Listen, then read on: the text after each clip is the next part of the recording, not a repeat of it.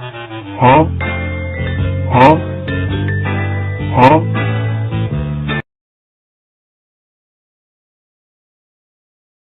I am autistic. I am autistic.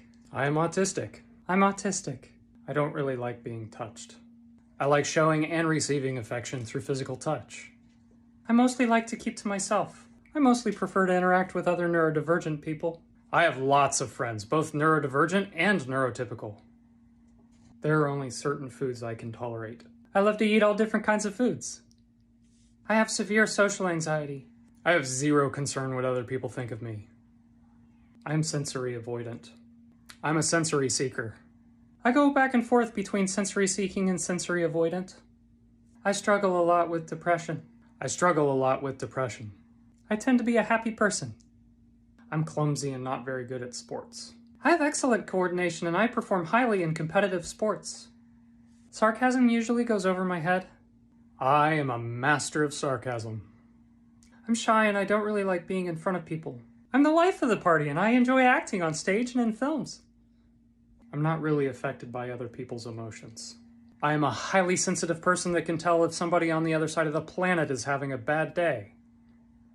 I take anything anybody says very literally. When someone says something, I can think of 100 different meanings for what they say, and all of those meanings compete for space in my head at the same time. I have a PhD in communication, and I still struggle with understanding people sometimes. I'm a public advocate for autistic rights. There are actually many of us who hold ableist views that actively harm our own community. I have a good job with a good company that provides accommodations. I have been fired from dozens of jobs who were unwilling to provide accommodations, but I lack the resources and funding to take them to court. I was diagnosed at a young age. I was diagnosed as an adult. I'm self-diagnosed. Multiple uninformed medical professionals have refused to diagnose me. I deserve accommodations and respect. I deserve accommodations and respect. I deserve accommodations and respect. I deserve accommodations and respect.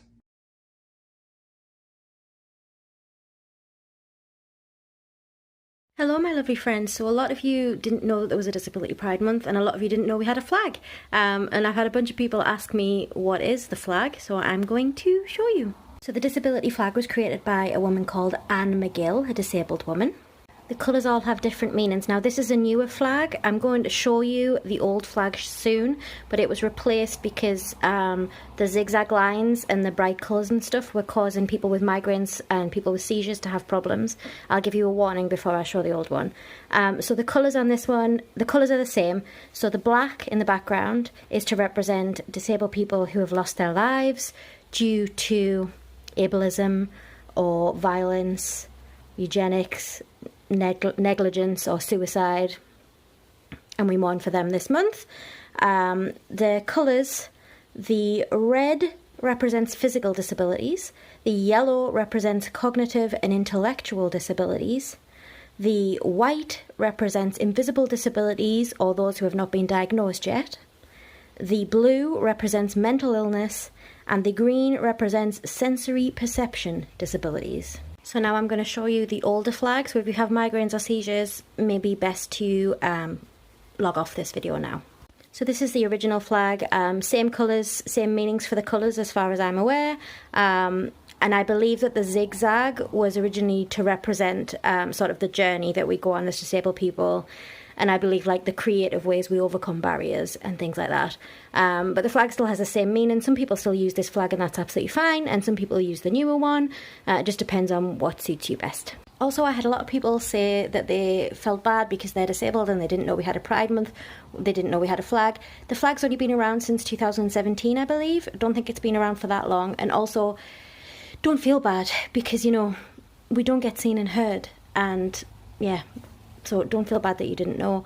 I hope that by making these videos, more people know and we can spread the word and then we can fight for the rights of disabled people because we deserve to be seen and heard. I'm sending you all a ton of love. That's so crazy. We gotta stop that. I was just going insane, you know? Like, yeah, we really gotta stop that. But they were just being so stupid.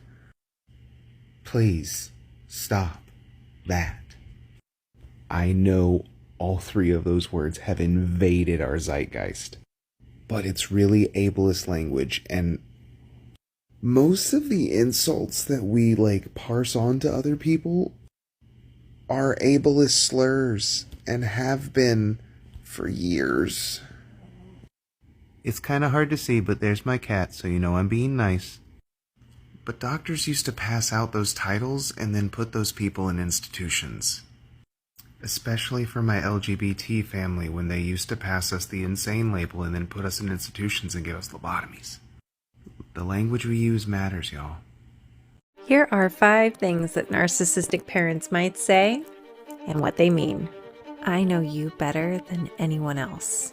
I just need you to believe that we're close so that you have a sense of loyalty to me, okay?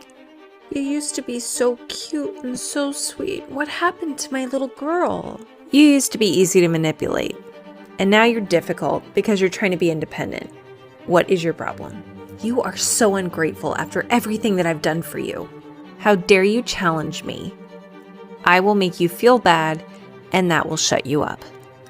I guess I'm just a bad mother. I did my best. Don't approach me because I'm apparently in an emotional state right now. Don't forget, you're in charge of that. No one else has any problems except for you. Why do you always have to have a problem? Why do you always gotta make it an issue? Everybody else is easier to manipulate and control. Why can't you just be like that? Here are 5 things narcissistic parents might say and what they mean. Do what you want. Don't worry about the rest of us. I'm going to use emotional blackmail and manipulation to obligate you and guilt you into prioritizing us over yourself. Honey, I know you better than you know yourself. I can't have you trusting yourself. I need you to trust me. The more doubt you have, the more control I have. Why are you always making me out to be the villain? Stop trying to hold me accountable for what I've done in the past. It's your fault that I acted that way. Come back to me when you're ready to have a mature conversation. Don't tell me what to do. I own you, I control you. I need you to feel small, insignificant, and incapable. I guess your friends mean more to you than me, your mother. When you give attention to others, it takes away from me. Don't forget, I birthed you. I own you. And I come first.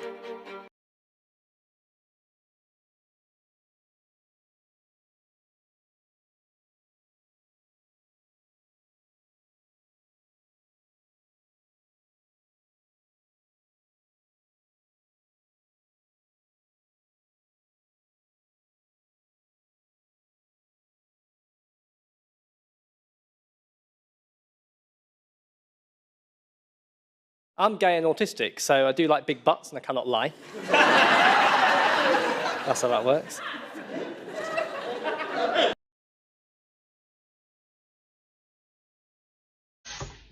Listen to the sound this makes.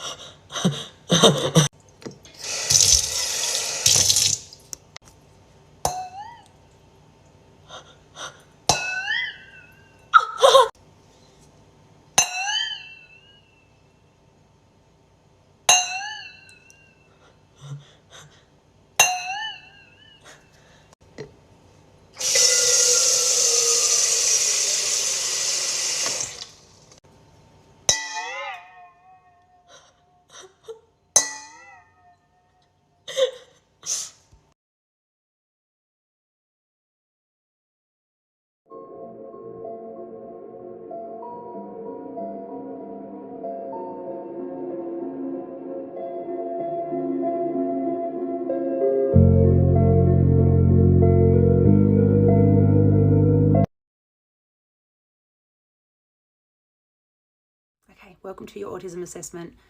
Don't feel like you have to look at me if you don't want to. There's fidgets over there if you need them. There's a weighted blanket if you need that. If you need to have a break at any time, just stop talking. I don't mind. All right, so let's get started.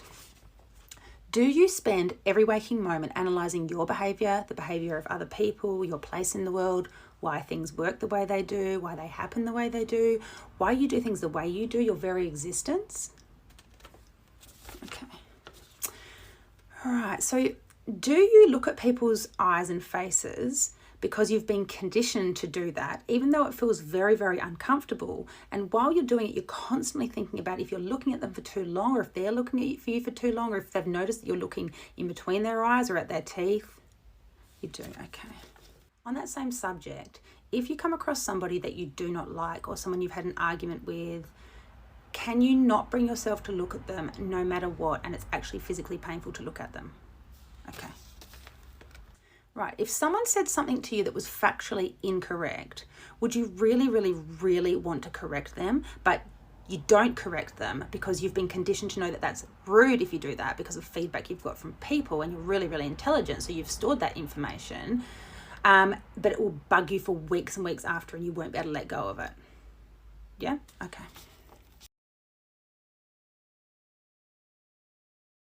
Okay, so you're at a restaurant and there's a kid at the other table and they're banging their metal spoon on the wooden table and it's really, really loud. The carpet is like sticky and the table is like a funny texture. The lights are also really, really bright. Do you want to like scream and block your ears and just leave? But because of societal expectations that have been forced upon you and you've learnt that that's the wrong thing to do, you just sit there, but then it takes you like a week to recover from the sensory overload of that experience. Yes. Okay. When you're in a social situation where you have to pretend to be okay, do you find yourself doing this? Yeah, okay, thank you, no worries, bye. And then when you turn away, you go like this. You do? Yeah. Okay, so do you find since getting into adulthood that there are things that you have left behind that you really, really enjoyed as a child, and you're just starting to realise that you would actually like to do those things again or buy those things again because they make you really, really happy, but you haven't done it because you've been told that that's the wrong thing to do? For example, I just bought this. I cannot believe I spent so long denying myself the joy of buying things like this again. Sorry, it's not about me, it was about you. You find that too? Okay, all right. Have you spent the last 6 to 12 months while you wait for an assessment researching the living fuck out of autism, particularly autism in women, and you've come to the conclusion yourself, due to all of the evidence that points to this, that you are autistic, and the only reason that you're here is because you have to get an assessment so that you can get the accommodations you need or the disability support that you need to be able to exist in a world that's not suited to your body or your mind? And yeah, you have? Okay, great. Things narcissistic parents might say, Part 3. You're so much nicer to everybody else's parents. If only they knew what a little brat you were. I deserve obedience and respect. How dare you give it to others who treat you better than me? Don't go around telling people what we argue about in our home. That's between this family. I can't have people finding out what really happens. I'm not manipulative. You are. You're so manipulative to sit here and twist my words and my intentions around. I gotta sprinkle in some gaslighting and projection here. You're getting a little too close for the truth.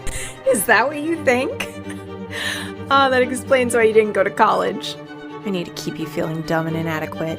That's the only way I'm gonna control you around here. You're way fucking smarter than me. Oh my gosh, come on. It was just a joke. Why are you always so sensitive? It wasn't a joke, but I'm jealous of you, and I can't have you feeling smarter than me. Today on Norms, I don't understand why it's rude to correct someone. Now, I understand why it's rude if you're like mansplaining or you're explaining something that someone clearly has more knowledge than you in, or you're trivializing or talking down to someone. That's rude. I get bothered by that. But for example, when I was a kid and I was in class, say a teacher was teaching us a lesson and I realized that there was something that they said wrong, like they made a mistake, they did something incorrectly, I would raise my hand and be like, Miss Teacher, that's actually incorrect, or you made a mistake, or whatever it was, because we're in class and we're learning and I want to make sure everybody's getting the correct information and that we're not getting misinformation, you know, because we're here to learn. And the teacher would always get so mad at me and I'd always get so called out and I was called a know-it-all and a bossy.